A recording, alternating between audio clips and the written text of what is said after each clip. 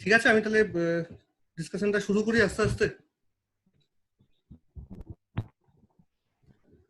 সবাই শুনতে পাচ্ছ তো? হ্যাঁ। আচ্ছা, আমরা তাহলে লাস্ট যে ক্লাসগুলোতে দেখেছিলাম সেটা হচ্ছে, আমার তো নেটওয়ার্ক স্টেবলই হচ্ছে না, বারবার কেটে যাচ্ছে।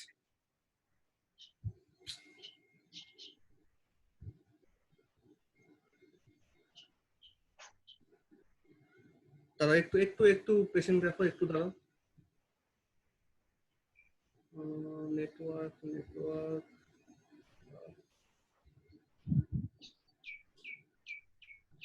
কানেকশন, এক সেকেন্ড।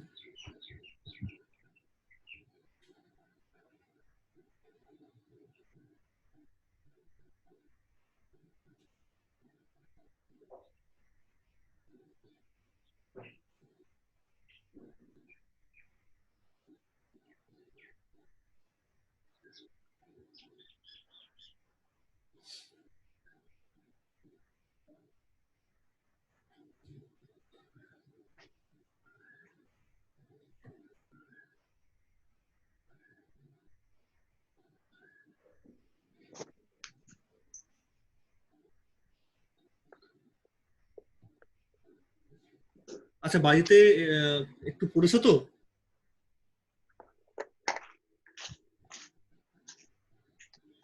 হ্যাঁ,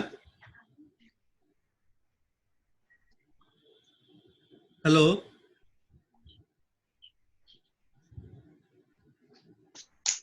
সৌভিক, পড়া হয়েছে?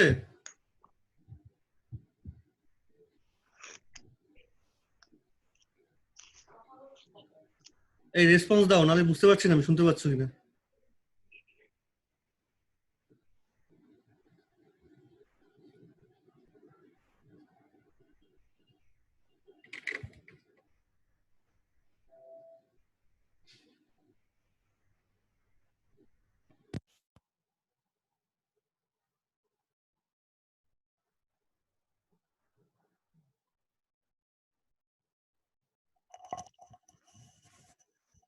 হ্যালো।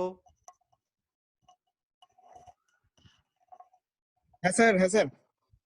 আচ্ছা, ঠিক আছে, তাহলে আমরা কি দেখছিলাম? স্যার শোনা যাচ্ছে না স্যার কিছু, এখন এখন শোনা যাচ্ছে। ও ঠিক আছে তো এখন, না? আচ্ছা, ওকে ওকে, ঠিক আছে ঠিক আছে হ্যাঁ হ্যাঁ ঠিক আছে। আচ্ছা, আমরা কি দেখছিলাম যে রেডিয়েশন নিয়ে ডিসকাশনটা শুরু করেছিলাম। লেখা ক্লিয়ার তো? এই লেখা বোঝা যাচ্ছে ক্লিয়ার? হ্যাঁ স্যার। আচ্ছা, সো রেডিয়েশন আমরা দেখলাম যেখানে সোর্সটা আছে ইনসাইড দা, যেখানে আমরা এক্সাম্পল নিয়েছিলাম inside a black body.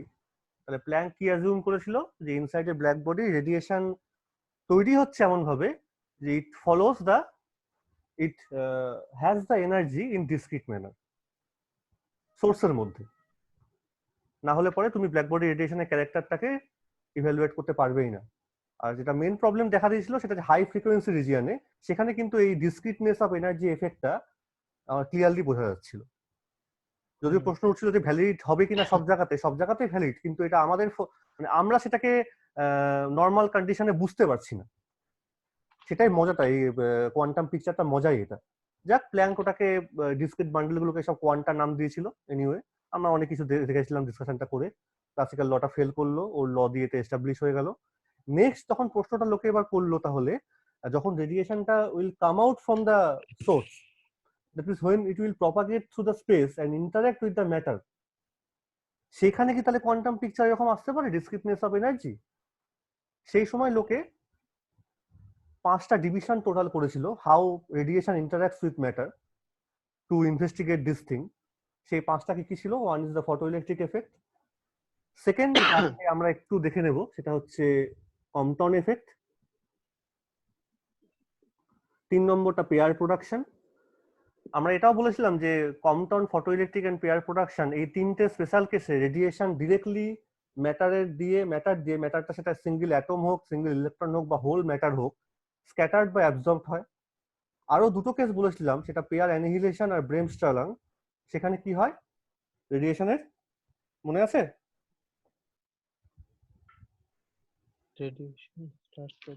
Radiation produce produce হয়। গুড, এই কথাগুলো কিন্তু মনে রাখতে হবে। আমরা আস্তে আস্তে বলে দেবো সেই জিনিসপত্রগুলো কি। এখন আমরা যে লাস্ট ডিসকাশনে ফটোইলেকট্রিক এফেক্টটা করেছিলাম সেটা কিন্তু তোমাদের একটু মনে রাখার কথা। মনে আছে কিনা বলো তো একটু দেখি, যে in which region the photoelectric effect was first investigated, মানে ইলেকট্রোম্যাগনেটিক স্পেকট্রামের কোন রিজিয়নটাকে নিয়ে আমরা কাজ করেছিলাম? সেখানে তো প্রচুর বড় রিজিয়ন না, স্টার্টিং ফ্রম রেডিও ওয়েভ থেকে শুরু করে কসমিক রে অবধি। But in case of photoelectric effect আমরা কোন কোন রিজিয়নটাকে মেনলি লোকে ইউজ করে to detect photoelectric effect?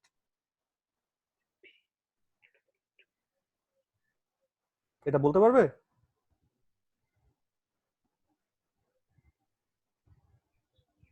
Sir UV রে।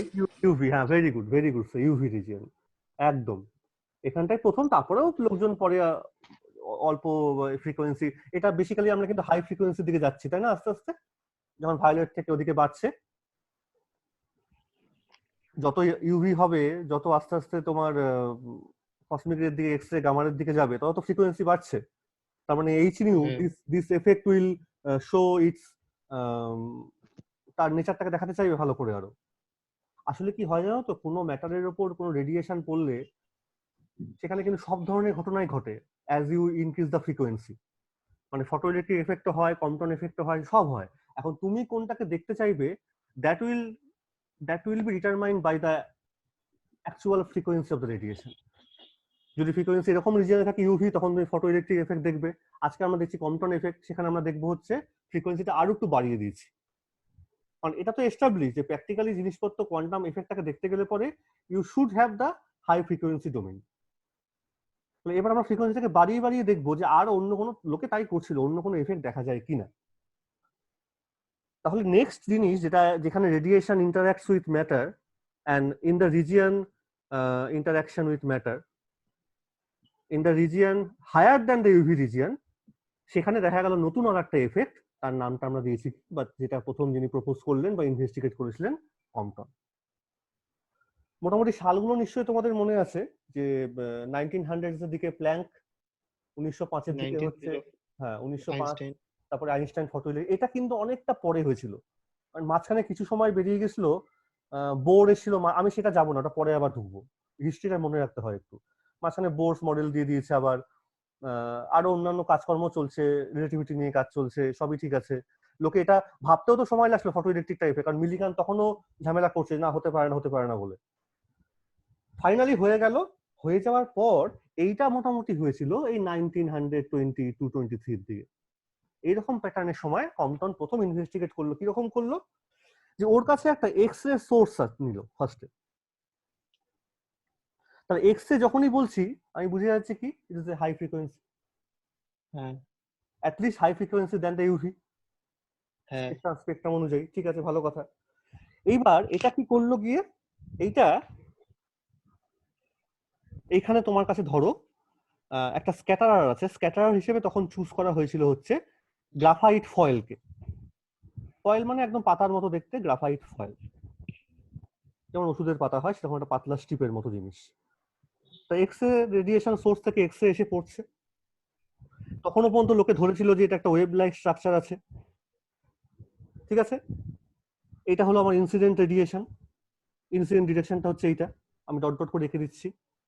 এখন সোজা কথা, যে কোনো লাইট বা যে কোনো জিনিস যখন রেডিয়েশন ম্যাটারের উপর পড়ে, আমি একটু আগে বললাম ম্যাটারের সঙ্গে রেডিয়েশন ইন্টারাকশনটা কিভাবে হয়, থ্রু স্ক্যাটারিং অর অ্যাবজর্পশন। যদি অ্যাবজর্পশন হয়ে যায়, সেটাকে বুঝতে গেলে পরে একটু সময় লাগে আমাদের। লোকজন প্রথমে এখানে দেখছিল যে স্ক্যাটারিংটা এখানে আদৌ হতে পারে বা কোনটা হচ্ছে আসলে।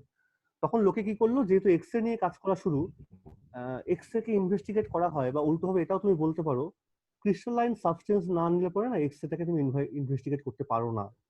কারণ এক্স রে এতটাই হাই ফ্রিকোয়েন্সি, মানে স্মল ওয়েভ লেন্থ, তুমি তো চোখে দেখতে পাচ্ছ না, পাচ্ছ কি চোখে দেখতে? চোখে কিন্তু দেখা যাবে না।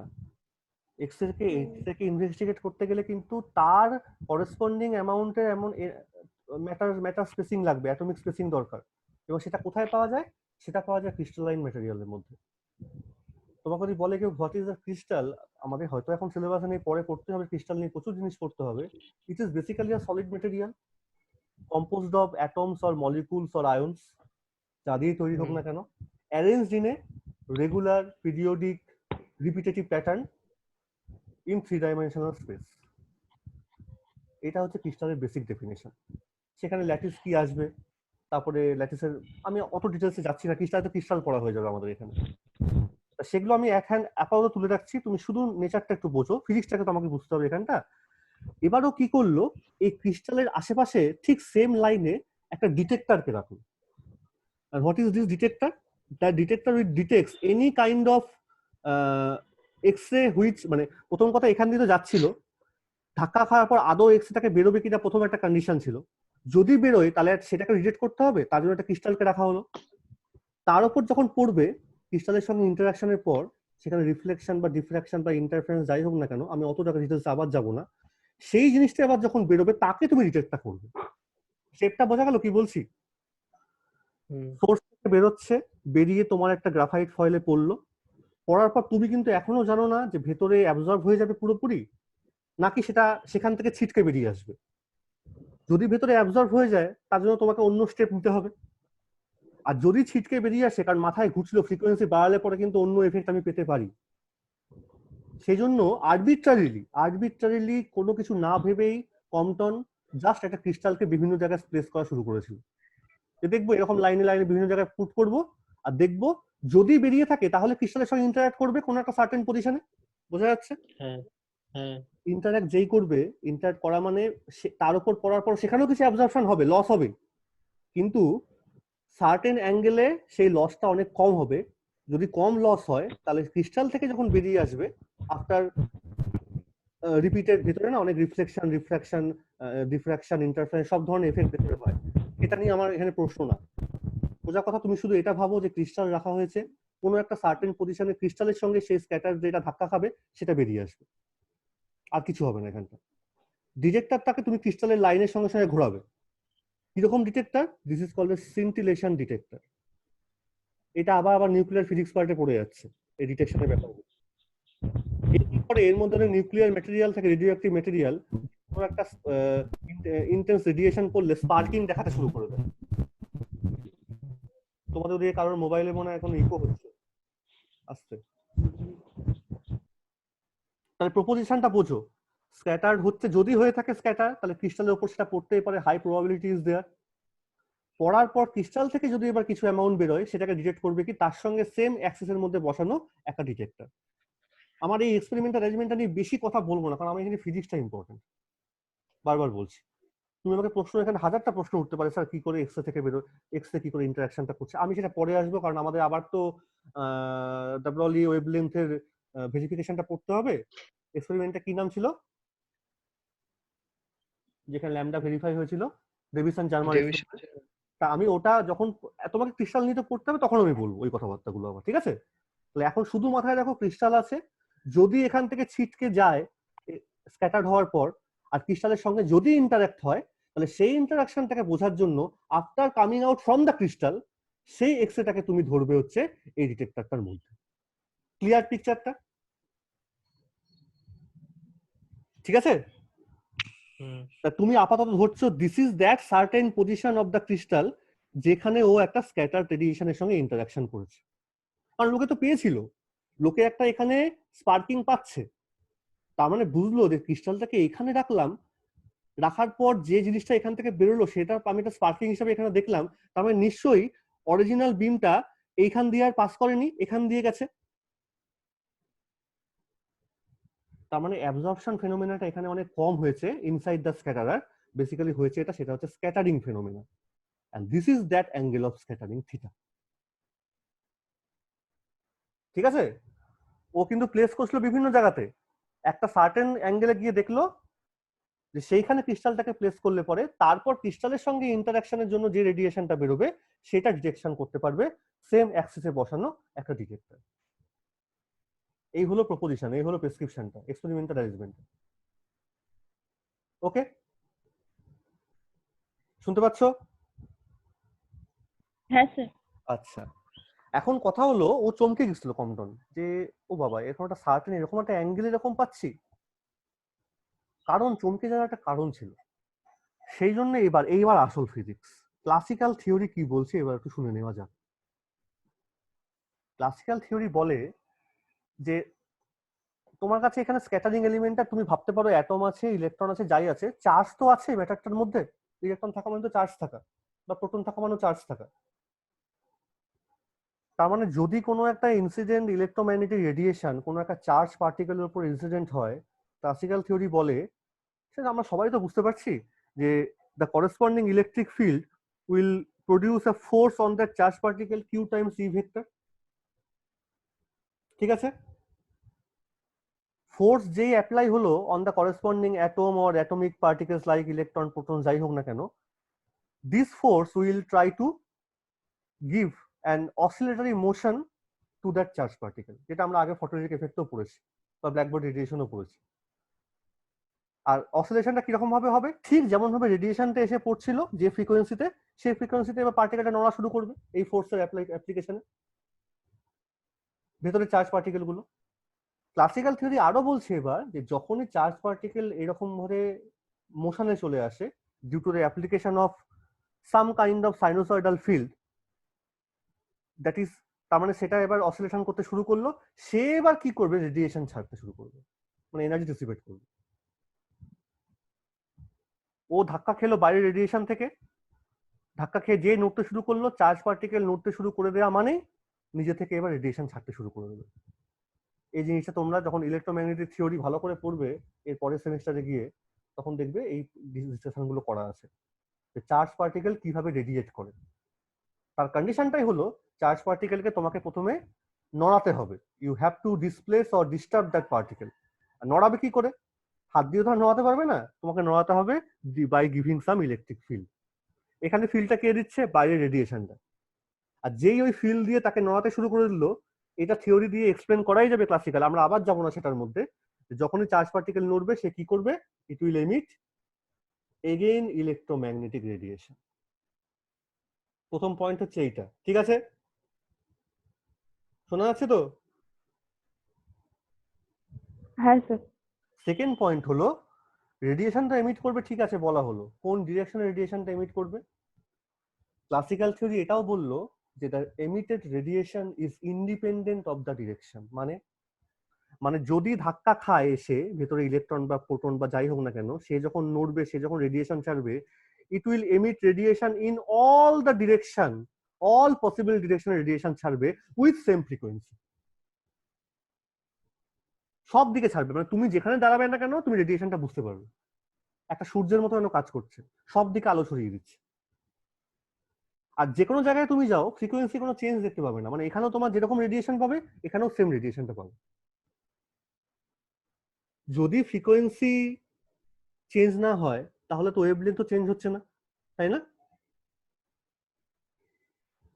যদি স্ক্যাটার রেডিয়েশনটা ইনসিডেন্ট রেডিয়েশনের সঙ্গে সেম থাকে, এটাই বলা হলো ক্লাসিক্যাল ফিজিক্সে, যে scatter radiation is just identical with the incident radiation. কারণ ও ওকে ধাক্কা দিচ্ছে, ও শুধু ওর প্রপার্টিটাকে অ্যাকোয়ার করলো, ধাক্কা দিয়ে এ নড়া শুরু করলো, নড়তে নড়তে সেও রেডিয়েশন ছাড়বে। So that two radiation basically identical according to classical physics. তার মানে যে রেডিয়েশনটা পড়ছে তার ফ্রিকোয়েন্সি ধরো নিউ আর ওয়েভলেন্থ ধরো ল্যামডা, আর যেটা বেরিয়ে যাচ্ছে তার frequency nu dash wavelength lambda dash, there will be no difference between this parameters. That is, if somebody tries to calculate or say, যে তুমি এটা বার করার চেষ্টা করছো ডেল্টা ল্যামডা কত হচ্ছে, মানে scattered wavelength minus incident wavelength, that should be equal two 0, কি তাই তো? চেঞ্জ হতে পারে না কিন্তু কোনো, শুনতে পাচ্ছ তো?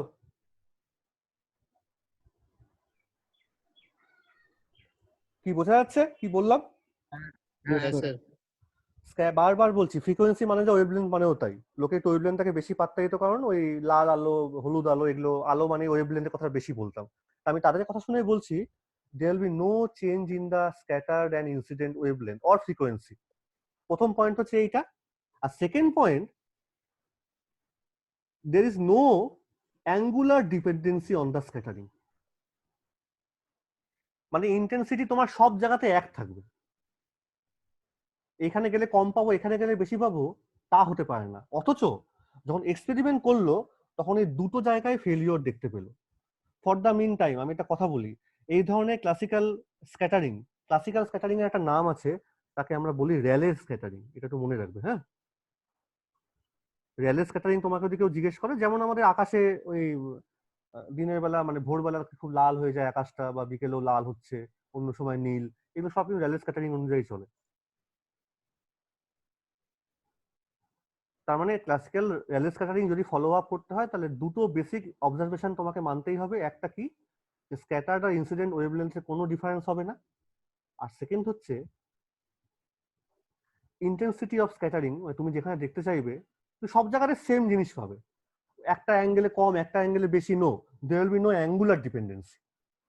এই দুটো কন্ডিশন থাকলেই তাহলে তুমি ক্লাসিক্যাল এটা এক্সপ্লেন করতে পারো। প্রবলেমটা কোথায় হলো, ছবিটা মুছেই দিচ্ছি। প্রবলেমটা হলো এইবার মজার জিনিস। একটু আগে প্রবলেমটা তুমি ধরেই ফেলেছো আশা করছি। কম্পটন কি করেছিল, ওই এক্সরেটাকে, স্ক্যাটার্ড এক্সরেটাকে বোঝার জন্য ক্রিস্টালকে ফিট করেছিল, আমি একটু আগে বললাম, নাহলে এক্সরেকে ডিটেক্ট করা যায় না সেভাবে। আরো কারণ আছে, ক্রিস্টাল ফিট করার আরো কারণ আছে। কারণ দেখো, একটা জিনিস যখন স্ক্যাটার্ড হয়ে বাইরে বেরিয়ে আসছে, এইখানটা তো কিছু তো অ্যাবজর্পশন হচ্ছে, তাই না? এনার্জি তো লস হবে এখানটা কিছু। তুমি যাকে এখানে দেখবে তার তো ইন্টেন্সিটি ইনসিডেন্টের থেকে কম হচ্ছে। তা তোকে যদি সেই ইন্টেন্সিটিটাকে আবার বাড়াতে হয়, তোর একমাত্র উপায় কি জানিস তো, ওই ক্রিস্টালের মধ্যে ওটাকে ফেলা। এর কারণ হলো, আমরা ধরে নিই ক্রিস্টালের মধ্যে অনেকগুলো প্লেন আছে। প্লেন কিন্তু ওইভাবে নেই, প্লেনটা কিন্তু পুরো হাইপোথেটিক্যাল, তুই কল্পনা করছিস। অ্যাটমস গুলো এমন ভাবে অ্যারেঞ্জ হয়ে আছে, কতগুলো ক্রিস্টালকে অনেক ভাবে না রেকগনাইজ করা যায়। কেউ বলে এইভাবে আছে পয়েন্টে, কেউ বলো না তুমি তো 3D ডায়াগ্রাম, তাহলে ভাবো যে এরকম কতগুলো প্লেনের মধ্যে পড়ছে, মানে তুমি ছবি তুমি আঁকতেই পারো ক্রিস্টালের মধ্যে। এখন ঘটনা কি হচ্ছে, যদি ওই স্ক্যাটার এক্সরেটা এরকম একটা প্লেন থেকে, সব প্লেন থেকে এইভাবে ধাক্কা খাবে অ্যাটম গুলো দিয়ে ক্রিস্টালের মধ্যে, তারপরে যখন তারা বেরোবে, একটা তো চান্স থাকতে পারে যে সেগুলো এবার ইন্টারফেয়ার করলো নিজেদের মধ্যে। ফিজিক্সটা বোঝ। স্ক্যাটার্ড বিমটা ক্রিস্টালের উপর পড়লো, ও দেখতে পেলো অনেকগুলো প্লেন এখানে আছে, মানে অনেকগুলো অ্যাটম ফ্যাটম বসে আছে। প্রত্যেকটা অ্যাটম এবার একে ধাক্কা দিয়ে বার করার চেষ্টা করছে, ধাক্কা দিয়ে সেগুলো আবার স্ক্যাটার্ড হয়ে গেল। তারা কিন্তু এবার বেসিক্যালি ইন্টারফেয়ার করলো, এবং যদি করে তাহলে তাহলে তুমি ডিটেকশনটা পাবে এখানে। ইন্টারফেয়ারেন্স না করলে তোমার তো ইন্টেন্সিটি বাড়বে না, ডিস্ট্রাকটিভও হতে পারে। তুমি একমাত্র কোথায় পাবে অবজার্ভ রেডিয়েশনটাকে, if constructive interference occurs after scattered by the atoms or molecules or ions inside the crystal. এই জন্য ক্রিস্টালটাকে ইউজ করা হয়।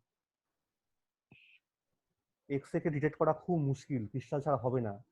এই ইন্টারফারেন্সের পুরো ব্যাপারটা না বলতে খুব সোজা মনে হচ্ছে, কিন্তু অ্যাকচুয়াল ডিটেকশনটা এইভাবেই এক্স রেটাকে এই জন্য ইউজ করা হয়েছিল। সে যাই হোক না কেন, আমি এক্স এর মধ্যে আবার পরে আসবো। আমার কথা হচ্ছে, এই যে কম্পটন বুদ্ধি করে ক্রিস্টালটাকে আনলো, কিন্তু ও আরো যিনি মজার জিনিস দেখলো, যে যখন ধরে নাও ও 4টে স্পেসিফিক পয়েন্টে ক্রিস্টালটাকে দেখে এরকম অবজারভেশনটা পেলো, কিরকম পেলো, প্লটিংটাতে আমি একবারে চলে যাচ্ছি, এই প্লটিংটা সব বই আছে, 4টে ভাগে ভাগ করে প্লটিংটাকে করছি। 1 2 আটবে কিনা জানি না, দেখি 3 4। প্লটিংটা কিরকম, বইটা সবাই একটু দেখো, বই থেকে দেখলে ভালো করে বোঝা যাবে।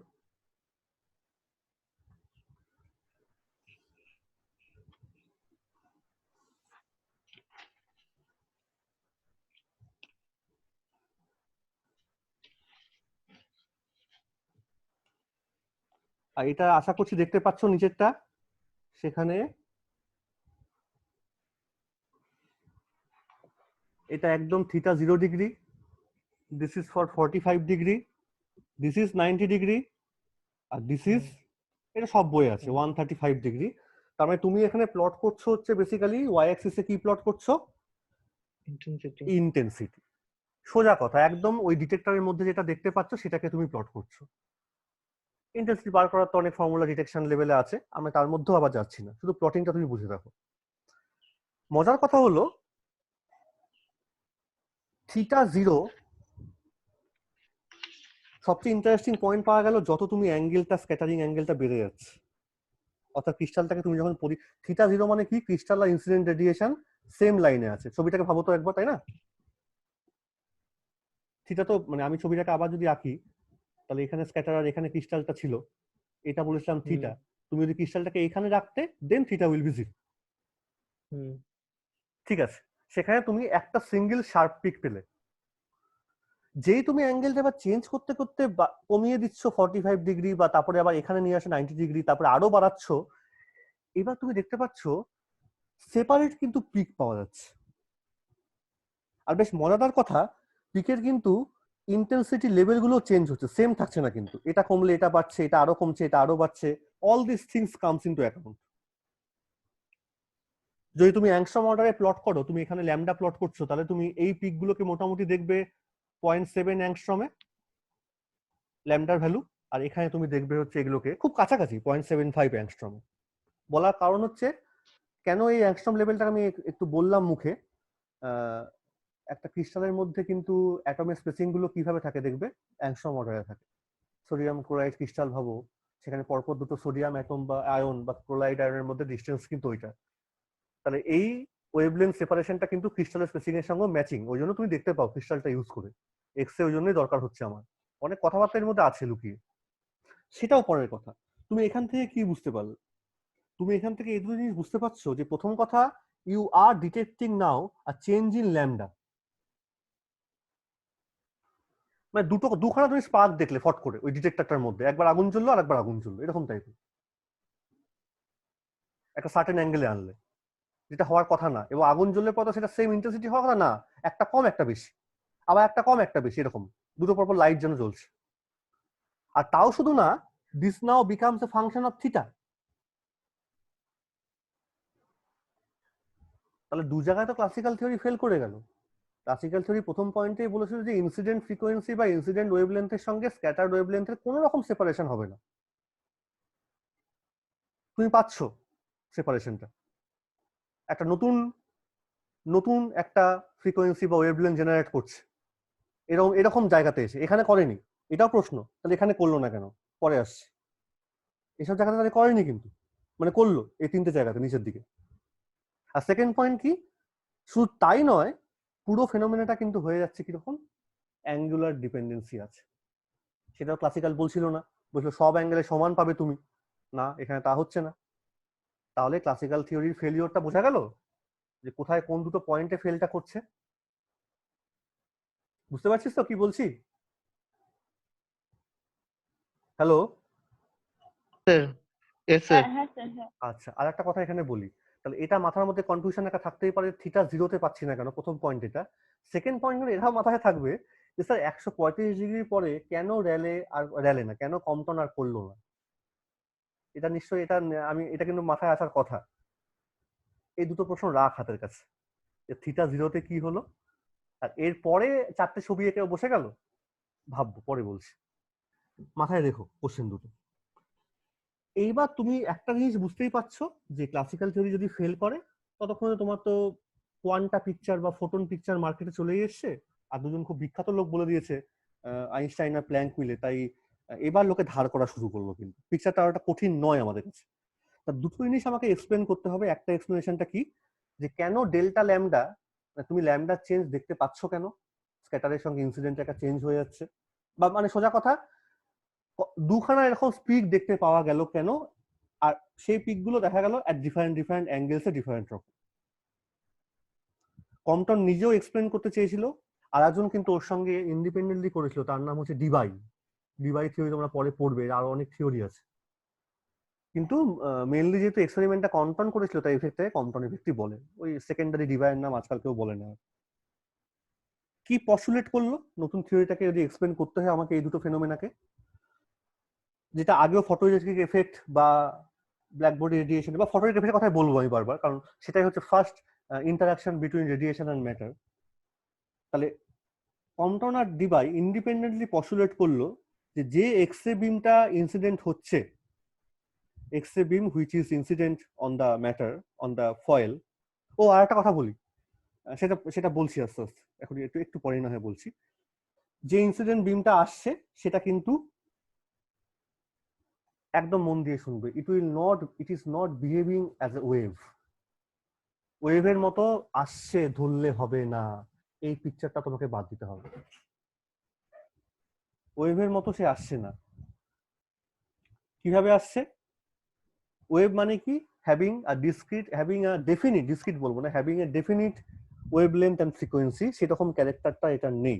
বদলে it is nothing but a collection of bundles, যেটা আইনস্টাইন প্রপোজ করেছিল, রেডিয়েশন যখনই যাবে অ্যাজ এ বান্ডেল হিসেবে যাবে, একদম সেটাকেও এবার ওই নামটাই বলা হলো ফোটনস। তার মানে যদি তুমি ফটো ইলেকট্রিক এফেক্ট পড়ো, সেখানে তুমি বলবে হচ্ছে ইউভি ফোটন, আর যখন কম্পাউন্ড এফেক্ট পড়বে তখন তুমি বলবে কি এক্স রে ফোটন, জাস্ট নামটা চেঞ্জ হয়ে যাবে। তাহলে ওয়েভ স্ট্রাকচার আর নেই, it is just like a corpuscular or particle type character, যেখানে বান্ডেল হিসেবে লোকালাইজ বান্ডেল হিসেবে স্পেসে প্রপাগেট করছে, তার নাম দিল আগের মতো শুধু ফোটন, কিন্তু এবার শুধু এক্স রে ফোটন। হ্যাঁ, অবশ্যই মনে রাখতে হবে তার এনার্জিটা কত, ই ইকুয়াল টু এইচ। তার মানে যে ফ্রিকোয়েন্সিটা পড়ছে সে ইনসিডেন্ট, তার ফ্রিকোয়েন্সি যদি ল্যামডা হয়, তাহলে করেসপন্ডিং এই কথাটা ইম্পর্টেন্ট, করেসপন্ডিং এনার্জি হবে of that radiation is H nu. আর ওয়েভের রেডিয়েশন এনার্জি কিন্তু অনেকভাবে আগে বার করতাম আমরা, ইন্টেন্সিটি পার ইউনিট এরিয়া, ওইটা কিন্তু খাটাচ্ছি না আমরা এখানটা। এনার্জি বলতে বোঝাচ্ছে একদম ডিসক্রিট কেস অফ এনার্জি। যে ফ্রিকোয়েন্সি পড়বে পার্টিকেল, মানে পিকচারটাকে এইভাবে ভাবা হলো একটা যেন পাথর ছুঁড়ে গিয়ে পড়লো, ভাবো এটা কি বলছি, এইভাবে একটা পুরো জিনিস জলের মতো গিয়ে পড়লো না, একটা টুক করে একটা পাথর গিয়ে যেন পড়লো ওখানটা, ঠিক আছে? সেই পাথরটা কত এনার্জি নিয়ে পড়ছে, ই ইকুয়াল টু এইচ। এবার পড়লে কি হবে, পড়লো কার ওপর পড়েছে, অন দ্য স্ক্যাটারার। স্ক্যাটার তুমি কি নিয়েছো, গ্রাফাইট ফয়েল। আবার সেই কোশ্চেনটা এখানে আসবে, কেন এই গ্রাফাইট ফয়েলটা নেওয়া হলো অ্যাজ এ স্ক্যাটারার, কেন গ্রাফাইট ফয়েল নেওয়া হয়েছিল? আমি এটা উত্তরটা পরে দিচ্ছি। এইখানে প্রপোজিশনটা এরকম দেয়া হলো যে গ্রাফাইট ফয়েল বেসিক্যালি তো কার্বন, তা এর মধ্যে না প্রচুর ফ্রি ইলেকট্রন আছে, বাউন্ড না, এইখানে আসল কথাটা, খুব বেশি বাউন্ড এখানে ধরা হবে না। এখন লোকে বলল, দেখো ভালো করে এই জায়গাটা বোঝো, ফটো ইলেকট্রিক এফেক্টে মনে আছে আমরা কিন্তু সেই ইলেকট্রন গুলোর কথা বলেছিলাম, দোজ আর বাউন্ড ইলেকট্রনস, মনে পড়ে?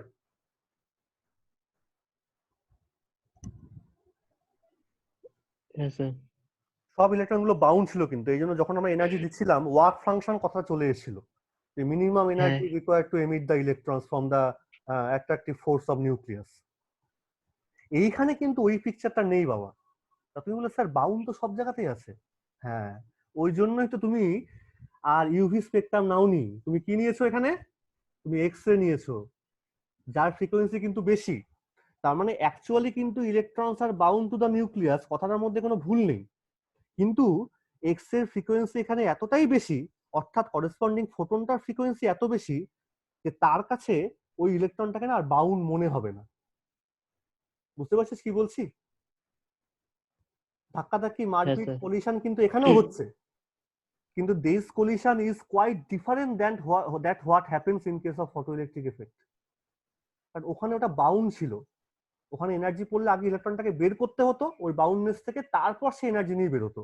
এখানে ওরকম কোনো সিন নেই, এখানে বাউন্ডের কোনো ব্যাপার নেই, জাস্ট এই এনার্জিটা এসে পড়ছে, বাউন্ড থাকলেও ওর কাছে এতটাই সেটা লুজ এনার্জেটিক মনে হবে যে ইলেকট্রনটাকে এখানে ইভেনচুয়ালি মনে হবে ফ্রিলি বসে আছে। সত্যি কথা, একদম সত্যি কথা। তার জন্য এনার্জি খুব ওই বাউন্ড মানে অ্যাট্রাকটিভ ফোর্সটা কাটানোর জন্য এনার্জি ওকে বেশি খরচাই করতে হবে না। আর এটা একমাত্র স্যাটিসফাই হয় অনেক ম্যাটেরিয়ালের মধ্যে গ্রাফাইট ফয়েলটা দিয়ে, জানিস তো? গ্রাফাইট বা কার্বনের মধ্যে অ্যাটমিক কনফিগারেশনটা এমন থাকে যে ওখানে ইলেকট্রনটা খুব লুজলি বাউন্ড হয়। এই একটা কোশ্চেনের অ্যান্সারটা আমি প্রথমেই না দিয়ে দিলাম, কেন গ্রাফাইটটা করছি, কারণ এই সিচুয়েশনটা ওখানে ফুলফিল হয়ে গেছিল আর কি। ও অনেক ম্যাটার নিয়ে কাজ করছিল, কিন্তু এই ক্ষেত্রে এটা খুব সোজাভাবে, চয়েসটা খুব সোজা হয়েছিল ওর ক্ষেত্রে। তাহলে বাউন্ডনেসের ব্যাপারটা থাকলো না, সিম্পলি যেন it is an interaction or collision between a photon which has now seem to be a particle like behavior, একটা কর্পাসেল যেন পড়ছে, কার উপর এসে পড়ছে, ধরে নাও একটা সিঙ্গেল ফ্রি ইলেকট্রনে পড়ছে। তার মানে তুমি বলতে পারো একটা বল গিয়ে আর একটা বলকে ধাক্কা মারছে, ফোটনটাও একটা পয়েন্ট মাসের মতো গিয়ে গেল, তাকে ধাক্কা মারলো না পুরো ফয়েলটার মধ্যে কোনো একটা সিঙ্গেল ইলেকট্রনকে ধাক্কা মারছে।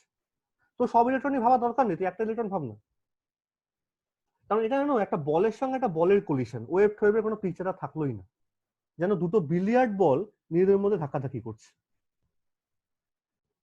একদম বিলিয়ার্ড বল টাইপ সিচুয়েশন। তাই ও বলেছিল, প্রপোজালটা এভাবে দিয়েছিল। এইবার ধাক্কা খেলে পরে কি হবে? তাহলে ফোটন, তাকে তুমি একটা বল এবার বলছো, সেই বলটা গিয়ে কাকে ধাক্কা মারলো? আর একটা বলকে, সেই বলটা ওই একটা free electron inside the material. তাহলে ফোটন এসে ধাক্কা মারলো এখানে ইলেকট্রনটাকে। কি করবে? ধরো ফোটন ই এনার্জি নিয়ে পড়েছিল, ফ্রিকোয়েন্সি ছিল নিউ, যেই ধাক্কাটা মারলো, ধাক্কা মারলে পরে কিছু এনার্জি ও ফ্রি ইলেকট্রনটাকে দিয়ে দেবে, তাই তো? তাই তো হয় যে কোনো কলিশনে, তুমি 11-12 পড়েছো কলিশন জিনিসটা, সেখানে এনার্জি কনজারভেশন হয়, মোমেন্টাম কনজারভেশন হয়, পড়েছো না এগুলো? Linear momentum conservation, energy conservation, যে কোনো পার্টিকেল পার্টিকেল কলিশনে হ্যাঁ আমরা ধরে নিচ্ছি এখানে ইলাস্টিক কলিশনই হয়েছে, সবকিছু কনজার্ভ আছে, এটা ধরে নেওয়া হলো। যাই হোক, তাহলে ওর যদি এনার্জি কিছু লস হয়, সে এনার্জিটা কে পাবে? না এই ইলেকট্রনটা পেয়ে যাবে। তার মানে এবার দুটো ঘটনা ঘটবে, যেই ইলেকট্রনটা যে ফ্রি ছিল, এবং এটাও ধরে নেওয়া হয়েছিল সে রেস্টে আছে। রেস্টে থাকার মানে হচ্ছে আবার একই কথা, এত হাই ফ্রিকোয়েন্সি রেডিয়েশন করছে এক্সরেটা, ওর কাছে with respect to that radiation ইলেকট্রনটা as a rest and as free. এই কথাটা মনে রাখবে। ফ্রি আর রেস্ট কিন্তু সত্যি সত্যি নেই। কার রেসপেক্টে আছে ফ্রিতে? ফ্রি আছে হচ্ছে ইনসিডেন্ট রেডিয়েশনের রেসপেক্টে। রেস্টও আছে কেন? রেস্টও in respect to the incident radiation. সমস্ত এনার্জি টার্মসে কথাগুলো বলছি। ওর যেন মনে হবে ও চুপ করেই বসে আছে, ছুটলেও এতই লো এনার্জি যে মনে হবে যেন চুপ আছে। আর নিউক্লিয়াসটাও কেউ অত শক্তি ধরে রাখতে পারেনি যত শক্তিশালী এনার্জিটা এখানে এসে পড়ছে। এই দুটো ইম্পর্টেন্ট কথা। যাক, যেই এবারে এনার্জি সাপ্লাই করলো একে ধাক্কা দেওয়ার পর, তাহলে কিন্তু ইলেকট্রনটা এবার নড়া শুরু করবে। ইলেকট্রন নড়ে সে, তাকে আমরা বলি রিকয়েলিং এফেক্ট। ইলেকট্রন যেই সরে আসে তাকে রিকয়েল বলি আমরা। তাহলে সে একটু কাইনেটিক এনার্জি নিয়ে সরে আসবে, বাকি যেটুকু এনার্জি থাকবে সেটা নিয়ে এবার ফোটনটা স্ক্যাটার্ড হয়ে বেরিয়ে যাবে নতুন ফ্রিকোয়েন্সি নিয়ে। and this frequency should be lower than the incident frequency। অর্থাৎ করেসপন্ডিং যে ওয়েভ লেন্থটা, ফ্রিকোয়েন্সি কমলে তো ওয়েভ লেন্থ বাড়ে, তাই তো? এটা তো সবসময় নিয়ম না, c equal to nu lambda. যদি নিউ কমে তাহলে ল্যামডা বাড়বে, ল্যামডা কমলে নিউ বাড়বে। তার মানে যে এনার্জিটা দিচ্ছে, এনার্জি তো ইন টার্মস অফ আমরা ফ্রিকোয়েন্সি লিখি, তাহলে এনার্জি যদি হ্যাঁ ইলেকট্রনটাকে সাপ্লাই করে, তার মানে ইলেকট্রনটা যদি কিছু এনার্জি নিয়ে বেরিয়ে যায়, রিকয়েল হয়, এটাকে রিকয়েল বলি আমরা, এটা এনার্জি নিয়ে বেরিয়ে যাওয়া রেস থেকে। তাহলে স্ক্যাটার যে ফোটনটা বেরোবে, স্ক্যাটার যে এনার্জিটা বেরোবে, তার ফ্রিকোয়েন্সি কম থাকবে। অর্থাৎ তুমি যখন এবার ডিটেক্ট করবে, দেখো আসছিল কিন্তু ওয়েভ হিসাবে, ইন্টারাকশনটা করলো পার্টিকেল হিসাবে, স্ক্যাটারও হলো পার্টিকেল হিসাবে, কিন্তু তুমি যখন আবার ডিটেক্ট করছো তখন আবার ওয়েভ হিসাবে। এটা হলো ভেরি ইন্টারেস্টিং কেস। অর্থাৎ তুমি যেন ইচ্ছা করে খেলা করছিস, মানে একবার তুই বলছিস আসছে ওয়েভ, ভেতরে যখন ঢুকলো অ্যাজ এ পার্টিকেল, মানে ফোটন হয়ে গেল, ধাক্কাধাক্কি করলো অ্যাজ এ ফোটন, বেরোনোর সময়ও ফোটন, ডিটেক্ট যখন করতে গেলি তখন আবার ওয়েভ। এখানে এই প্রশ্নটা পরে এসেছিল যে তাহলে কি তুমি অবজারভার, তুমি দেখতে চাইছো বলেই কি সিস্টেমটা এরকম দেখাচ্ছে, একবার ওয়েভ একবার পার্টিকেল? হ্যাঁ স্যার, অ্যান্সারটা কিন্তু তাই। ওয়েভ পার্টিকেল ডুয়ালিটিটা কিন্তু এখান থেকে এস্টাবলিশ হয়েছিল, ঠিক এরপরেই ডি ব্রগলি চলে আসবে। ঠিক আছে? কখন কোনটা তুমি দেখবে সেটা ডিপেন্ড করছে সিচুয়েশনটার উপর, how the system interacts with the radiation, that will give you the idea whether you will get the particle picture or whether you get the wave like picture। এটা ক্লিয়ার করে দাও মাথার মধ্যে একদম, কোনো গন্ডগোলের জায়গাতেই নেই। মানে এই জন্য একটা থিওরি বলা হয় যে, আমি জানি না তো এই গল্পটা তোমাকে বলেছিলাম কিনা, একটা ব্ল্যাক ক্যাট প্যারাডক্স আছে, যে একটা বাক্সের মধ্যে, আমি খুব সোজা ভাবে বলছি, একটু বিষ রেখে দিয়েছো, আর একটা মনে করো একটা বিষ মাখানো ধরো লাড্ডু আছে, হ্যাঁ, লাড্ডু ঠিক বলবো না, বিষ মাখানো ধরো মাছ আছে, আর একটা বিড়ালকে তুমি ভেতরে রেখে দিয়েছো, বাক্সটাকে বন্ধ করে দিয়েছো। তুমি যদি দুদিন পর খোলো বা একদিন পরেই খোলো, কি দেখবে?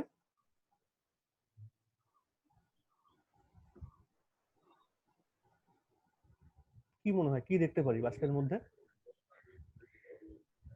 বিড়ালটা মারা গেছে। হ্যাঁ, স্বাভাবিক উত্তর, বেশি কঠিন করে ভেবো না আবার। কিন্তু এবার তুই ভাব, যতক্ষণ তুই বাক্সটা খুলছিলিস না, ততক্ষণ বাক্সটা তুই খুব পরীক্ষা হচ্ছে আর ফোন থেকে, যতক্ষণ বাক্সটা, এগুলো না শুনলে পরে কিন্তু একদম পরে আর বলা যাবে না গল্পগুলো। যতক্ষণ তুমি বাক্সটা খুলছো না ততক্ষণ পর্যন্ত তো একটা প্রবাবিলিটি ছিল বেড়ালটা বেঁচে আছে, হ্যাঁ কি না? হ্যাঁ তাহলে এবার তুই ভাব, তুই খুললি বলেই তো দেখলি বিড়ালটা মারা গেছে, তাহলে কি তুই দায়ী হলি না শেষ পর্যন্ত? মানে তুই খুলেছিস বলে তো বিড়ালটা মারা গেল, এরকমটা মনে হচ্ছে না? Yes sir. একটা তো সান্ত্বনা ছিল যে ততক্ষণ খুলছি না ততক্ষণ এর বেঁচে থাকার চান্স আছে। হ্যাঁ স্যার, হ্যাঁ হ্যাঁ। Philosophical statement, this is called black cat paradox. ওখানে বিষ নেই, ওখানে রেডিও অ্যাক্টিভ ম্যাটেরিয়াল নিয়ে কাজ বলেছিল। কিন্তু সোজা কথা মানে অবজারভার তুমি যেভাবে করতে চাইছো এক্সপেরিমেন্টটা, তোমাকে সিস্টেমটা সেভাবে জবাব দেবে, সিস্টেম তোমাকে সেভাবে উত্তরটা দেবে। এই ফটো ইলেকট্রিক, কম্পটন, এগুলো সব কিন্তু তুমি ইউভি করেছিলে বলে ফটো ইলেকট্রিক পেয়েছো, তুমি করেছো হাই ফ্রিকোয়েন্সি, আরো তুমি পাচ্ছ কম্পটন। এবং মজার মজার ঘটনা, একবার আসছে ওয়ে পরে হয়ে গেল পার্টিকেল পর। ক্লাসিক্যাল পিকচার আছে, ব্যাখ্যা করতে পারলি না, তাহলে এটা আনতে হয়েছে, ঠিক আছে, কিন্তু এইটাই কেন আনতে হলো? অন্য কোনো আনতে পারতাম পিকচার, তো হলো না স্যার, হলো না কোনো মতে। তুমি বাধা পড়ে গেছো, তুমি জোর করে এমন একটা ঘটনা ঘটিয়েছো, তুমি সিস্টেমটাকে ডিস্টার্ব করে দিয়েছো বেসিক্যালি। সোর্সের মতোই ছিল চুপচাপ ওয়েভ হিসেবে, তুমি জোর করে ইন্টারাকশন এমন ভাবে করেছো ইলেকট্রনটার সঙ্গে যে সিস্টেমটা ক্যারেক্টারটা বদলে গেছে। ও নিজেই বুঝে পাচ্ছে না যে আমি এখন ওয়েভ না পার্টিকেল, কোনটা আমি দেখাবো, শো করবো। এই হয়েছে ঘটনা আসল, ঠিক আছে? গল্প না, এটা ফিজিক্স, আসলে খুব শর্টে বললাম, গল্পের মতো বলছি বলে মনে হচ্ছে না গল্প করে দিলাম কি বলছি, না না না, এটা অ্যাকচুয়াল ফিজিক্স হচ্ছে এটাই। এটাকে অঙ্কের ভাষায় অনেক ভাবে করা যায়। প্রজেকশন থিওরেম আসবে, ওয়েভ ফাংশন একটা ঘাড়ে এসে পড়বে, সে কিন্তু যদি গল্পকেও বলি তাহলে গল্পটা হচ্ছে এই, তুমি করতে চাইছো বলে সিস্টেম ডিস্টার্ব হয়ে গেছে। যাক, তাহলে কেন বোঝা যাচ্ছে যে শিফট ইন ওয়েভলেন্থ তুমি কেন পাচ্ছ, মানে পাওয়ার কথা কেন? কারণ যে ফ্রিকোয়েন্সি নিয়ে পড়ছে বা যে ওয়েভলেন্থ নিয়ে পড়লো, কিছুটা এনার্জি এবার ইলেকট্রনটা পেয়ে যাচ্ছে, যে রেস্ট আছে আর ফ্রিতে আছে।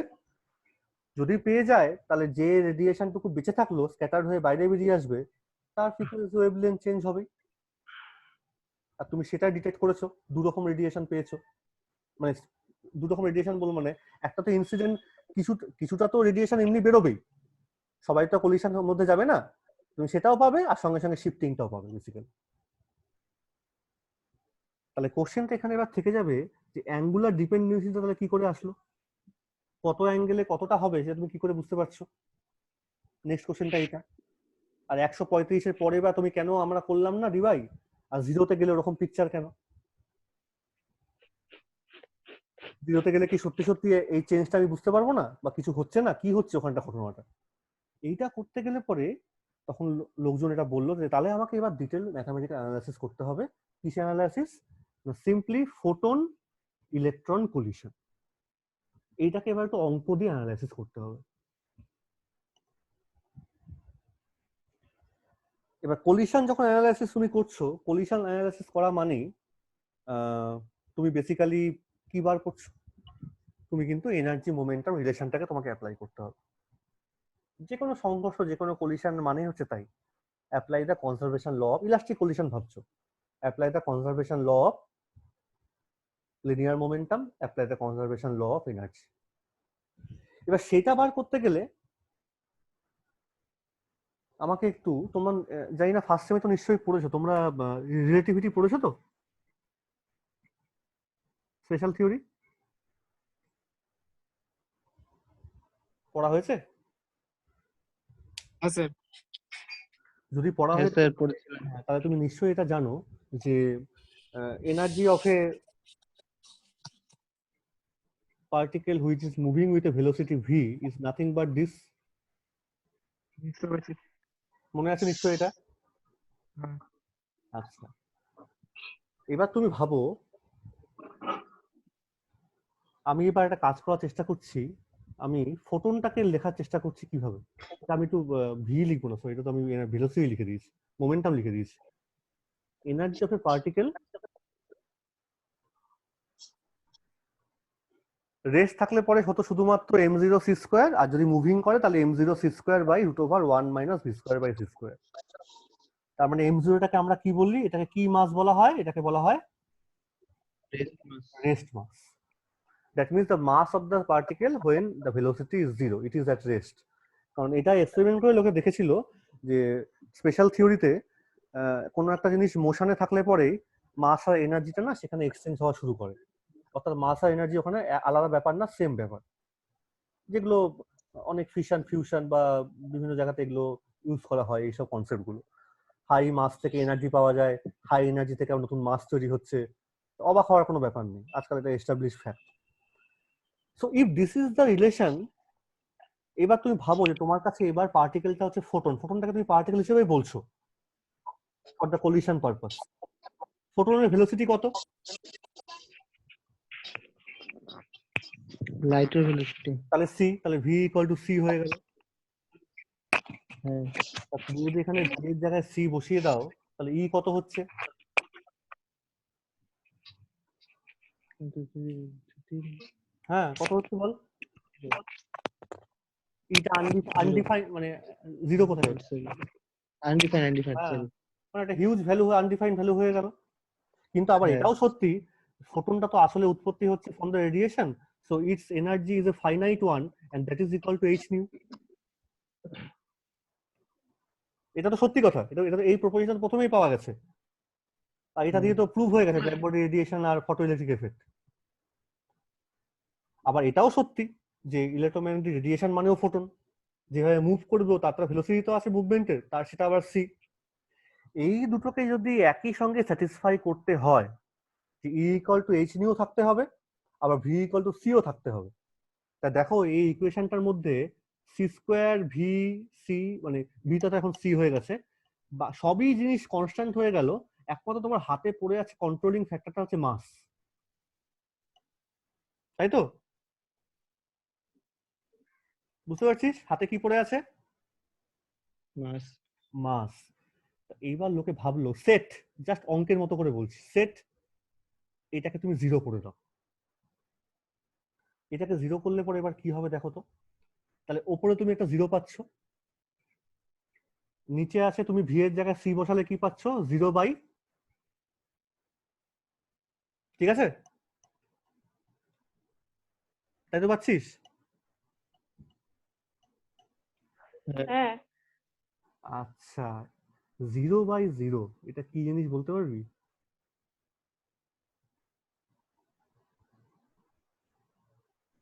আমাকে আবার স্কুলে এরকম জিজ্ঞেস করা হয়েছিল, স্কুলের একজন স্যার, আমি তখন থেকে এটা মনে রেখেছি। দেখ কি ছোট্ট সুন্দর জিনিস, তুই যে কোনো একটা কোয়ান্টিটি নে এক্স, যে কোনো একটা define quantity, finite define quantity, 1 2 3 4 5 6, তার সঙ্গে তুই জিরোকে গুণ কর, কত পাবি রে? যে কোনো সংখ্যার সঙ্গে জিরো গুণ করলে কত হয়? 0। 0 হয়, এটা আমরা সবাই জানি। তাহলে if you apply now cross product formula, should not we write যে এক্স ইজ ইকুয়াল টু 0/0? লিখতে পারি। কিন্তু তুই একটু আগে ধরেছিলি যে ধরি let x is a finite number but arbitrary, যে কোনো ভ্যালু কিন্তু আরবিটারি, ইনফাইনাইট ভ্যালু না বা কোনো আনডিফাইন না, define number.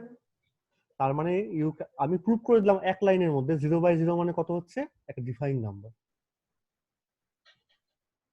Single line proof, কিন্তু একদম 5 6 এর মতো প্রুফটা করছি। তার মানে আমি ওখান থেকে কথাটা বলছি, সারা জীবন মনে রাখবে এই কথাটা, এটা স্কুলের লেভেলের জিনিস।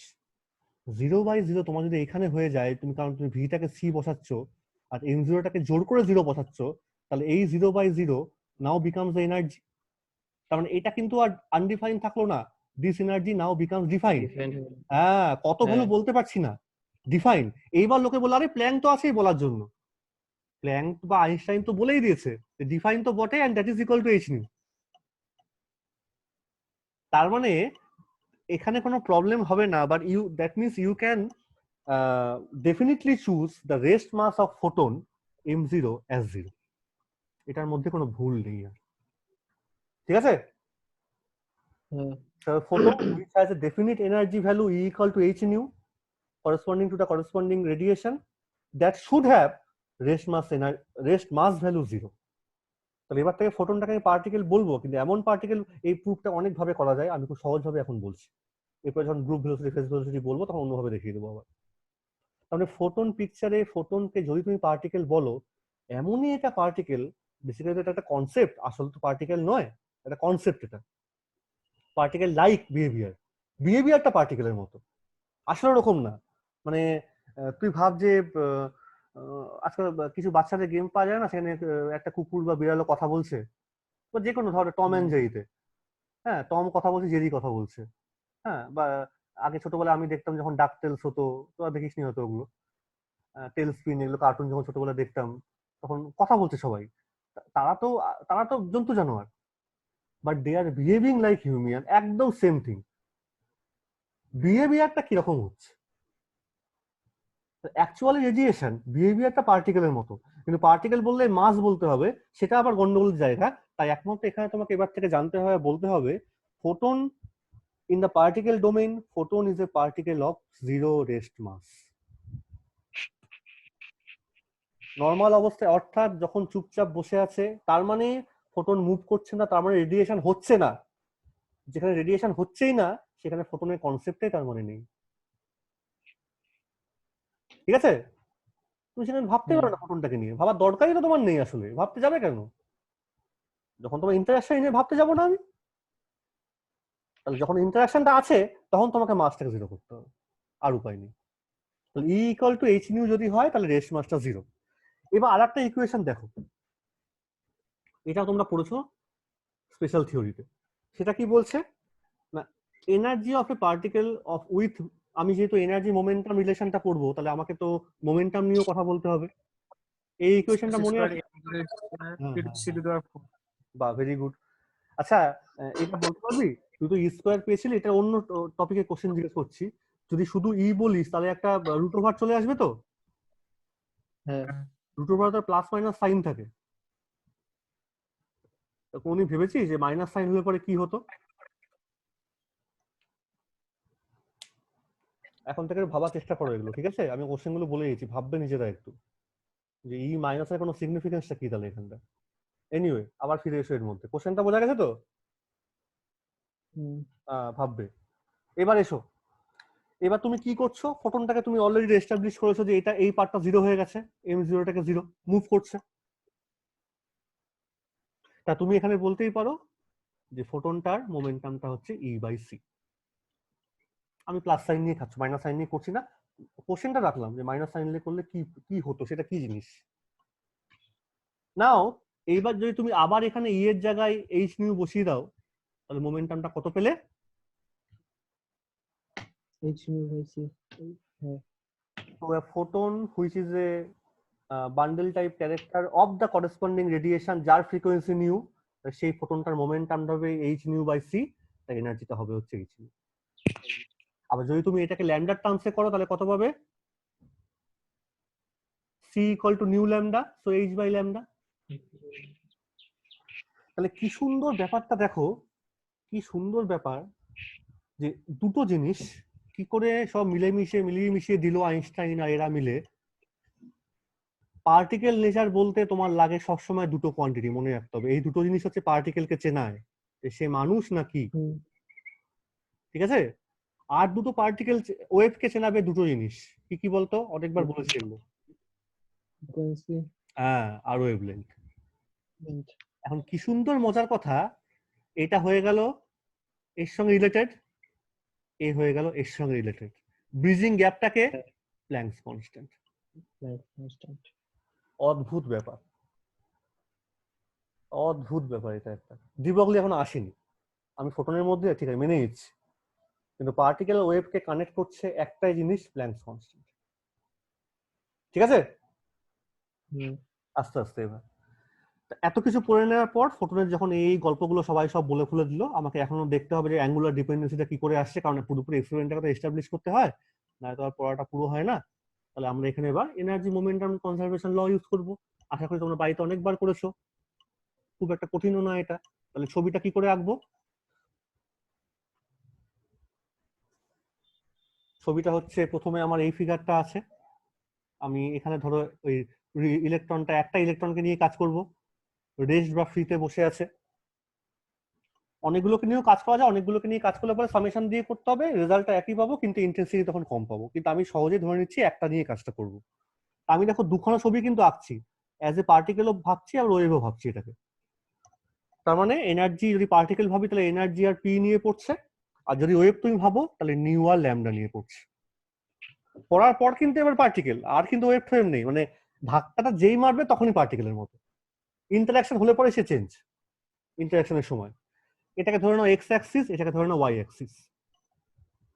ছবি বোঝা যাচ্ছে? হুম, পরের ছবিটা খাতায় সবাই আঁক একটু। পরের ছবিটা কি করে করব? আবার এক্স আর ওয়াই অ্যাক্সিস। এবার স্ক্যাটারিং হয়েছে। স্ক্যাটারিং মানে এটা পার্টিকেল এই ডিরেকশনটা এরকম হয়, আর তুমি ওয়েভ হিসেবে ভাবলে এরকম ভাবে গেছে। তাই নতুন এনার্জিটাকে আমি বলছি ই ড্যাশ, নতুন মোমেন্টামে বললাম P dash of the photon. যদি তুমি ওয়েভকে ভাবো তাই নতুন ফ্রিকোয়েন্সিটা scattered frequency is nu dash, scattered wavelength is lambda dash. শুধু তাই না, ইলেকট্রনটাও কিন্তু এখানে কিছু এনার্জি নিয়ে, যেটাকে আমরা রিকয়েলিং বলি, চলে যাওয়াটাকে বলি রিকয়েলিং। তাহলে এখানে ইলেকট্রনটাও বেরিয়েছে, তার একটা কাইনেটিক এনার্জি আছে কেই, তার একটা মোমেন্টাম আছে, সেটা সত্যিকারের পার্টিকেল, তার মধ্যে কোনো অসুবিধা নেই। এটা হচ্ছে আমার অ্যাঙ্গেল অফ অ্যাকচুয়াল ইন্টারেস্ট, এটাকে আমি থিটা দিয়ে ডিনোট করছি। আর অনেক সময় এটাকে লোকে ক্যালকুলেটটা করে, আমাদের দরকার একটু করার, নাহলে আমরা কম্পোনেন্টে ডিভাইড করতে পারবো না, কারণ মোমেন্টাম ফোমেন্টাম কত ভেক্টর কোয়ান্টিটি, অ্যাঙ্গেলটা লাগে। এটা কোনো সময় রিকয়েল অ্যাঙ্গেলও বলা হয়। দ্যাট মিনস ইনসিডেন্ট ডিরেকশনের সঙ্গে কোন অ্যাঙ্গেল ইলেকট্রনটা বেরিয়েছে, আর ইনসিডেন্ট ডিরেকশনের সঙ্গে কোন অ্যাঙ্গেলে ফোটনটা বেরিয়েছে, স্ক্যাটার যেটা। তাহলে angle of scattering, angle of radiation, angle of recoiling. এবার একটু বলে ফেলো তো, আমি যদি এখানে লিনিয়ার মোমেন্টাম কনজারভেশন লটা ইউজ করি along X axis and along Y axis, বলো এগুলো ক্লাস 11-12 এর 9-10 আছে, কি লিখবো? এক্স অ্যাক্সিসের জন্য কি লিখবো, ওয়াই অ্যাক্সিসের জন্য কি লিখবো?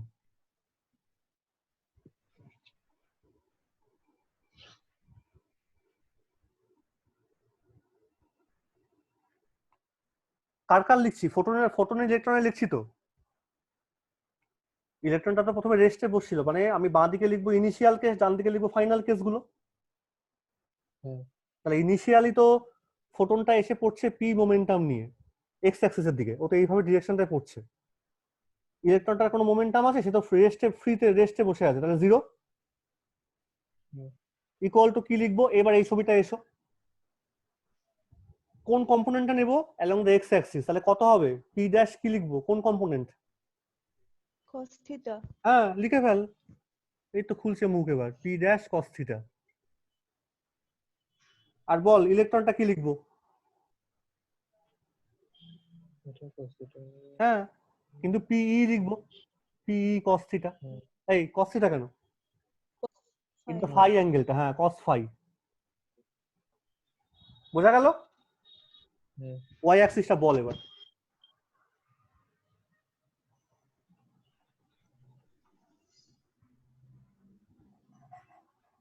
হুম, ইনিশিয়ালি ওয়াই অ্যাক্সিসে কি লিখবো? 0 হ্যাঁ, কেউ তো নেই, কেউ নেই তো ওয়াই এ, ফাঁকা ঘর। বল পরেরটা কি লিখবো, সেকেন্ড ছবিটা। p dash হ্যাঁ sin theta একদম, minus মাইনাস। কেন বুঝতে পারছিস? কারণ এটা নেগেটিভ ওয়াই অ্যাক্সিস হয়ে যাচ্ছে, হুম। Minus P sine phi. sin phi বল একটু অঙ্ক কর বসে, ভালো লাগে, সবসময় গল্প করতে তো ইচ্ছা করছে না, একটু অঙ্ক ফঙ্ক করি আজকে। এই দুটো ইকুয়েশনকে স্কোয়ার করে অ্যাড করো, লেখো স্কোয়ারিং এন্ড অ্যাডিং করে ফেলো। করে কি পাচ্ছো সেটাকে আমাকে বলো, আমি লিখছি না বোর্ডে।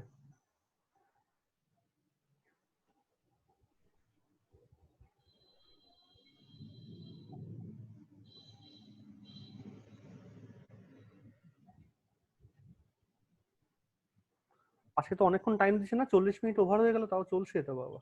ঠিক আছে,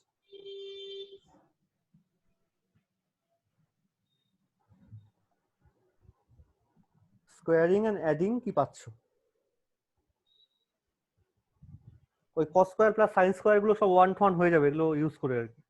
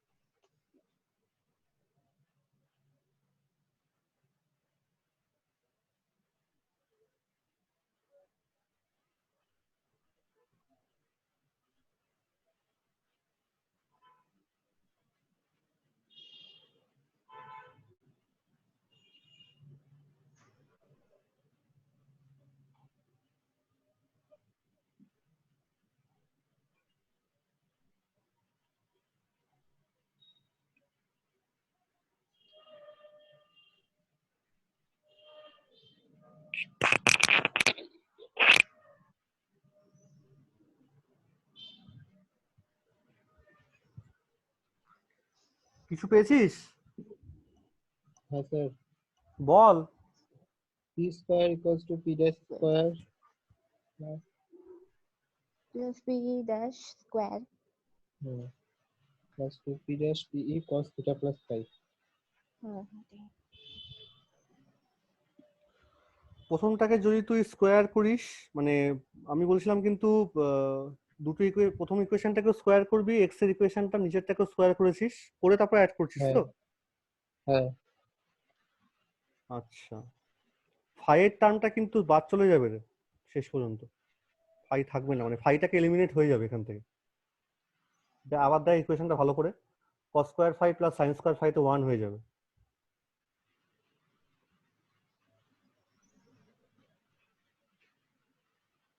শুধু ক্রস টার্মটা থাকবে মনে হয়। তুই একটাকে এইভাবে লেখ, আবার তাহলে আমারই করে দেওয়া হচ্ছে। মনে কর তুই প্রথম ইকুয়েশনটাকে এইভাবে লিখলি, P minus P dash cos theta, এটাকে হোল স্কোয়ার কর, তাহলে কত পাচ্ছিস? P square cos square phi. আর পরেরটাকে তুই এদিকে নিয়ে এসে হোল স্কোয়ার কর, তাহলে এখানে পাচ্ছিস তুই হচ্ছে P dash square sine square theta,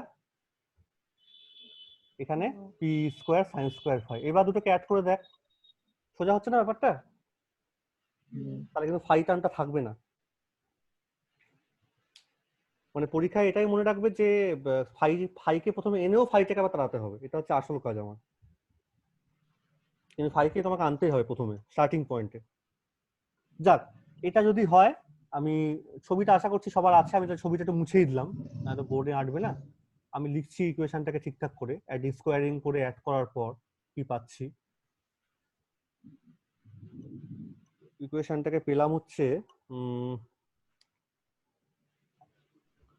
P square plus P dash square minus 2p p prime cos theta is equal to p square. এটা কিন্তু পাবো। হ্যাঁ স্যার। তুমি একবার একটু এবার চেক করবে, আশা করছি এটাই পাবে তুমি শিওর। এটা তো অঙ্ক, আর তো কিছু নেই এর মধ্যে, এটা পাবে।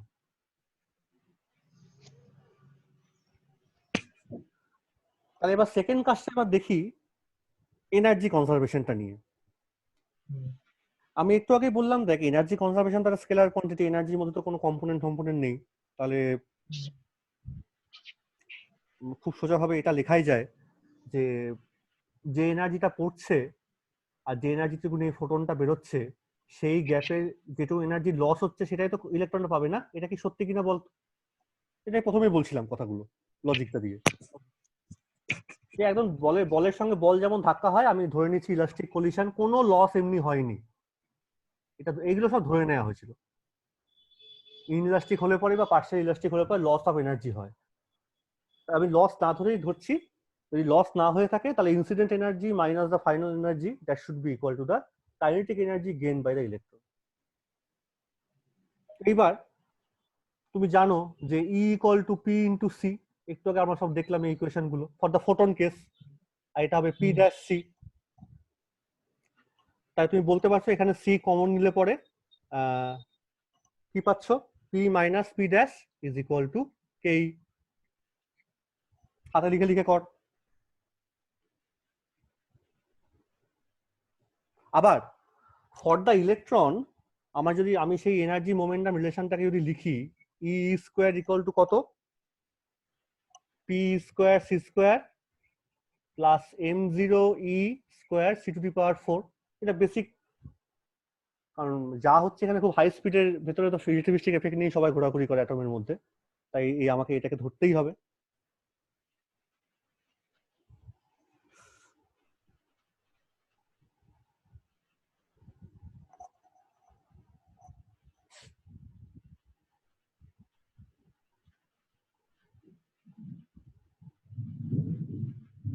এবার এই ইকুয়েশন গুলোকে পেয়েছি, এইগুলোর সাহায্যে আমি কি করে এবার একটু মডিফিকেশনের দিকে যাব।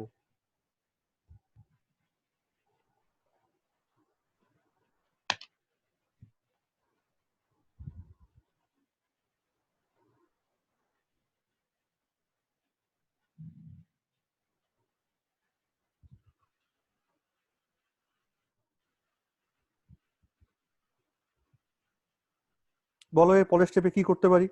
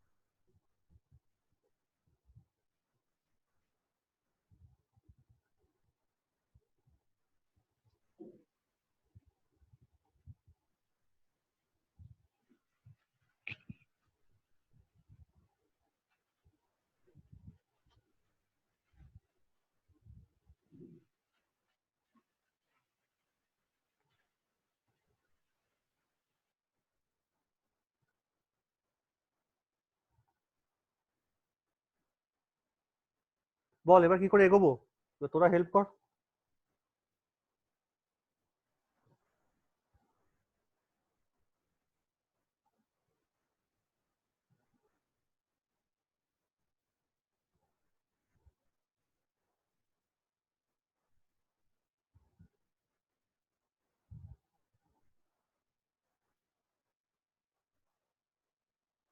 এই যে ইকুয়েশনটা পেয়েছিস, লাস্টে ইকুয়েশনটা লিখলাম, energy square equal to same মানে P square C square plus M C to the power 4।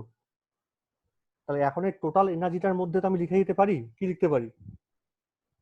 এটা কার? এটা তো শুধু লিখছি ইলেকট্রনটার জন্য, তাই না?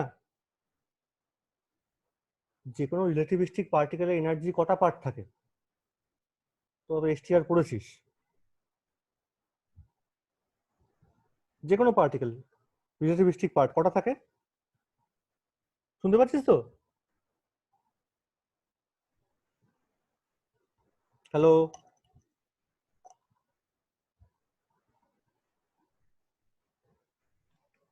শোনা যাচ্ছে ঋত্বিক?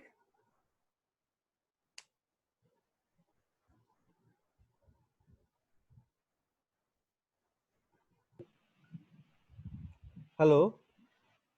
হ্যালো, হ্যাঁ স্যার, হ্যাঁ স্যার। হ্যাঁ, এবার আমি যে লিখলাম ইলেকট্রনটা এনার্জিটা এখানে, এটা টোটাল এনার্জি তো। টোটাল রিলেটিভিস্টিক এনার্জির মধ্যে কটা পার্ট থাকে? একটা রেস্ট এনার্জি পার্ট থাকে আর একটা কাইনেটিক এনার্জি পার্ট থাকে।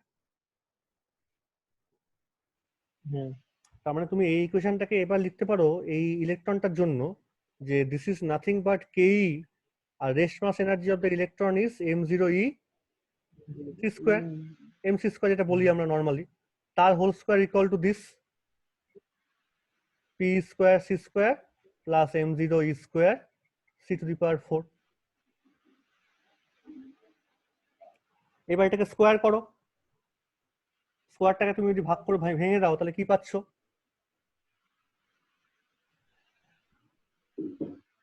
স্কোয়ারটাকে তুমি এবার ভেঙে ফেলছো, তাহলে m0 square C to the power 4 এই টার্মটা মানে এইটা এই স্কোয়ারিং টার্মটা যে থার্ড টার্মটা সেটা এটার সঙ্গে ক্যান্সেল আউট হবে। তোমার লাস্টে পড়ে থাকবে হচ্ছে এইটা কে স্কোয়ার, আর সি স্কোয়ারে ডিভাইড করে দাও, K square by C square plus 2m0e ke is equal to P square. দেখো তো এটা পাচ্ছ কিনা?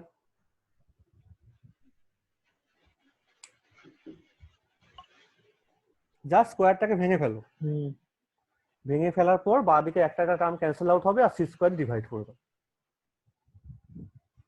ঠিক আছে?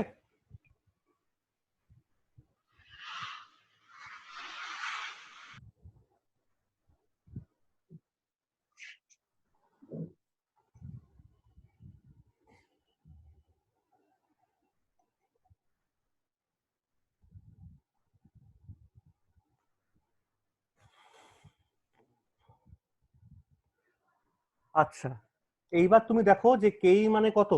কেই মানে হচ্ছে এইটা C into P minus P dash. এখানে কিন্তু ইলেকট্রন লিখবো না, এটা কিন্তু ফোটনের টার্মসে, ঠিক আছে? তাহলে যতগুলো এখানে কেই আছে আমি কেই জায়গায় কি বসিয়ে দিতে পারি? C into P minus P dash. এইটাকে এখানে রিপ্লেস করে দাও, রিপ্লেস করে তুমি পাবে হচ্ছে পি মাইনাস পি ড্যাশের হোল স্কোয়ার, সি স্কোয়ারটা ছিলই, তাহলে by C square into C square cancel out হয়ে যাচ্ছে, plus 2m0 c p minus p dash is equal to p square. Equation number 2.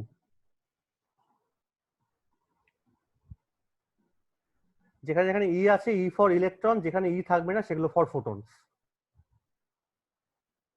Now compare equation number 1 and 2.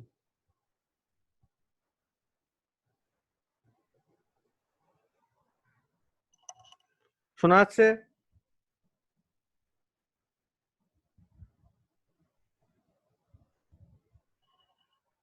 Hello,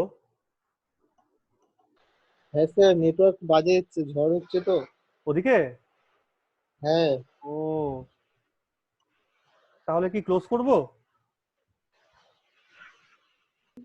ভালো করে শোনা যাচ্ছে না স্যার, আপনার কথা নেটওয়ার্ক খারাপ হয়ে গেছে তো।